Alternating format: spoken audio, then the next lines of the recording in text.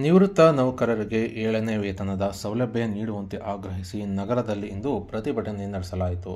ಇನ್ನು ಕರ್ನಾಟಕ ನಿವೃತ್ತ ನೌಕರರ ವೇದಿಕೆ ಇವರ ವತಿಯಿಂದ ನಗರದ ಓಬವ್ವ ವೃತ್ತದಲ್ಲಿ ಮಂಗಳವಾರ ಮಧ್ಯಾಹ್ನ 1 ಗಂಟೆಗೆ ಪ್ರತಿಭಟನೆ ನಡೆಸಿದ್ದು, ಚಿತ್ರದುರ್ಗ ಸರ್ಕಾರಿ ನಿವೃತ್ತ ನೌಕರದಾರರಿಗೆ 7ನೇ ವೇತನ ಸೌಲಭ್ಯಗಳನ್ನು ಕಲ್ಪಿಸಿಕೊಡಬೇಕು ಎಂದು ಹಿರಿಯ ನಾಗರಿಕರ ದಿನಾಚರಣೆ ಅಂಗವಾಗಿ ನಿವೃತ್ತ ನೌಕರರು ಕಪ್ಪು ಪಟ್ಟಿಗಳನ್ನು ಧರಿಸಿ ಘೋಷಣೆಗಳನ್ನು ಕೂಗಿ ಪ್ರತಿಭಟನೆ ನಡೆಸಿ ಆಕ್ರೋಶ ವ್ಯಕ್ತಪಡಿಸಿದ್ದಾರೆ. ಇನ್ನು ರಾಜ್ಯಾದ್ಯಂತ ನಿವೃತ್ತ ನೌಕರರು ಹಿರಿಯ ನಾಗರಿಕರ ದಿನಾಚರಣೆಯನ್ನು ಆಚರಿಸದೆ ತಮ್ಮ ಬೇಡಿಕೆಗಳನ್ನು ಈಡೇರಿಸುವಂತೆ ರಾಜ್ಯ ಸರ್ಕಾರಕ್ಕೆ ಎಚ್ಚರಿಸುವ ನಿಟ್ಟಿನಲ್ಲಿ ಪ್ರತಿಭಟನೆ ನಡೆಸುತ್ತಿದ್ದಾರೆ.